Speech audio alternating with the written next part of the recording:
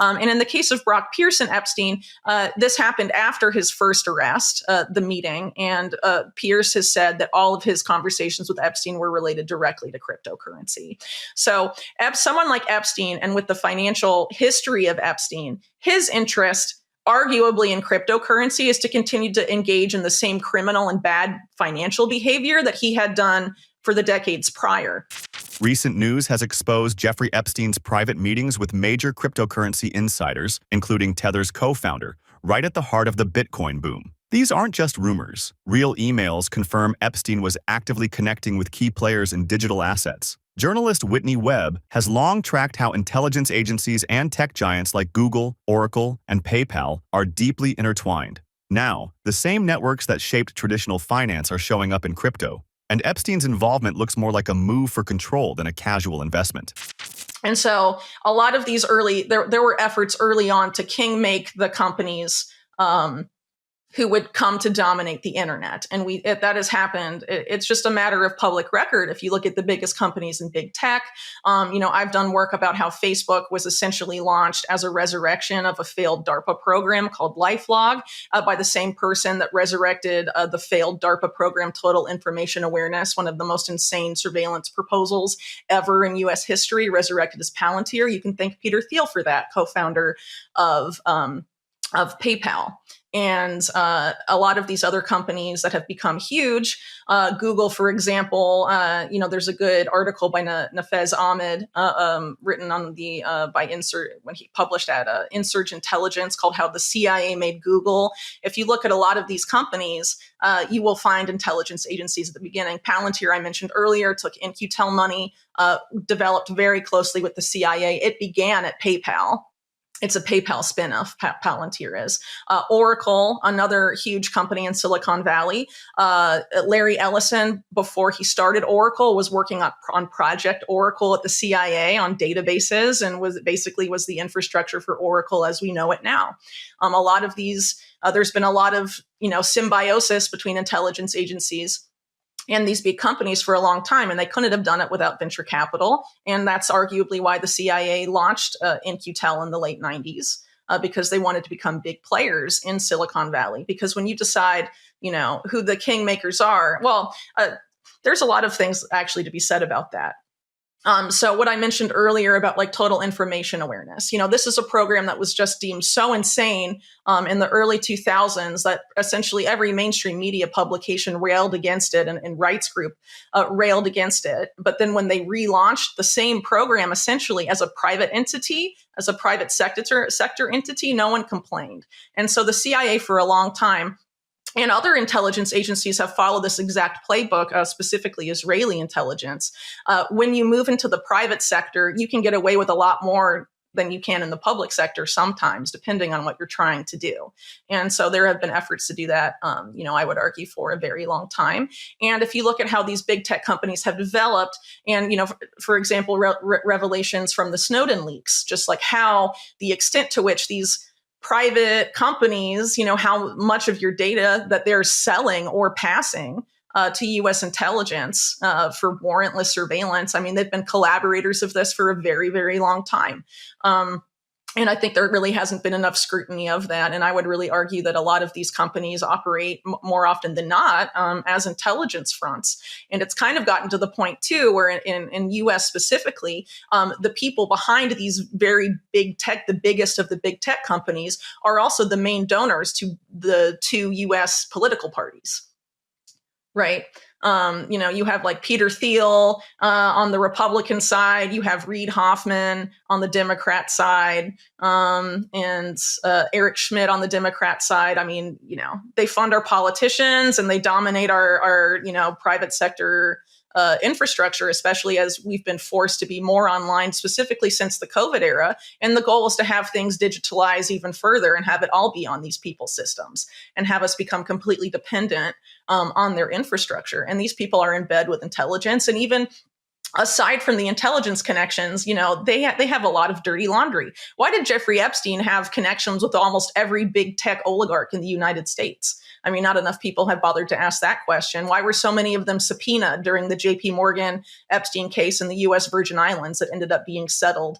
I forget how much JP Morgan paid to make it all go away, but a lot of money. It's already happened. I mean, Bank of America illegally gave a ton of user data and financial transaction data to people, to the federal government on January 6th. And you have JP Morgan debanking people. One of the most notable, I guess it was last year, was Dr. Mercola, who was just taken off, and his whole team really was debanked by JP Morgan. No explanation. I mean, they can do that, and people be like, "Oh, it's a private company; it's their choice." And when the government does it, it's a little bit different, right? So basically, what we have here is a global public-private partnership, and when it's convenient for this particular group, they move into the public sphere, and when it's convenient, they move into the private sphere. That's why you have the revolving door. It's all been intertwined and tied together for a very long time. And now that's why we're being pushed into this new era where it's overt, the stakeholder capitalism era, the era of the public-private partnership, which is, the whole thing of the World Economic Forum and all of that, what they've been promoting since they came into existence in the 70s.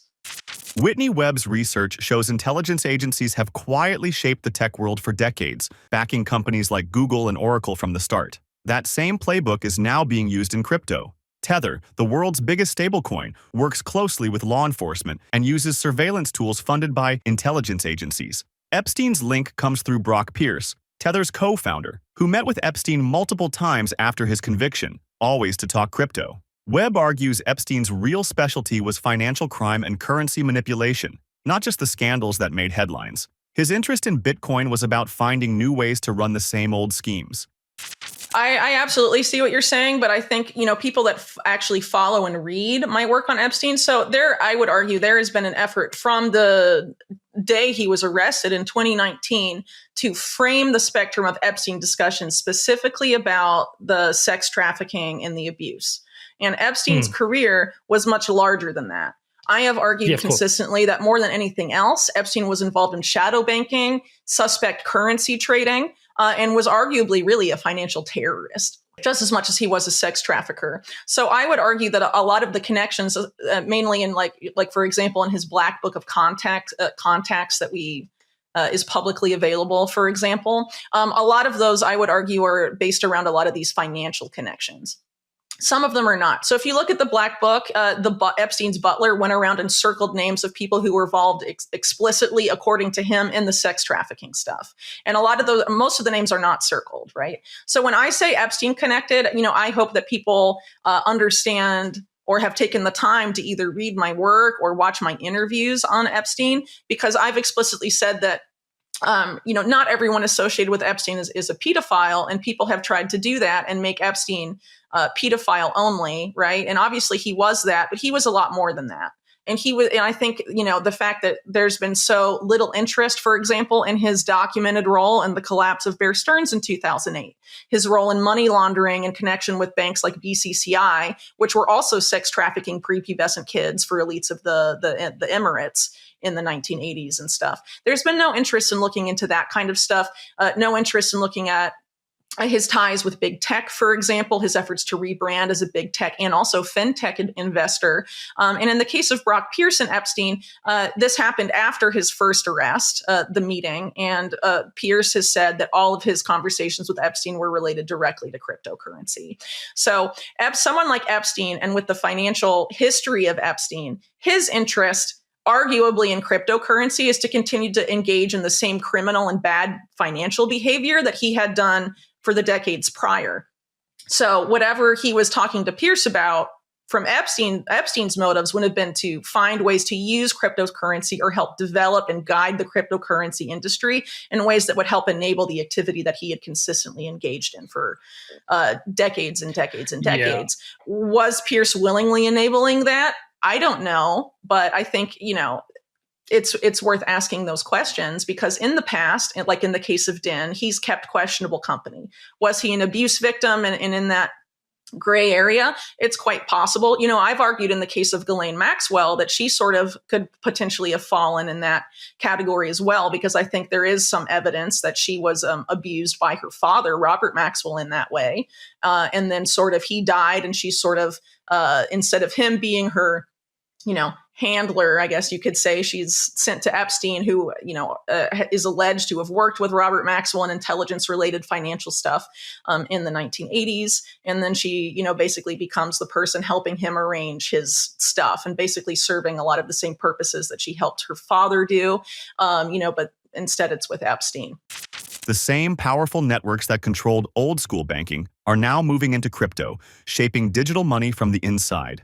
Epstein wasn't just dabbling in Bitcoin, he was part of a much bigger effort to steer the future of finance. As Webb's research shows, intelligence agencies and financial elites aren't fighting new tech, they're quietly taking it over. These emails are just one piece of a much larger story about who really controls the next era of money.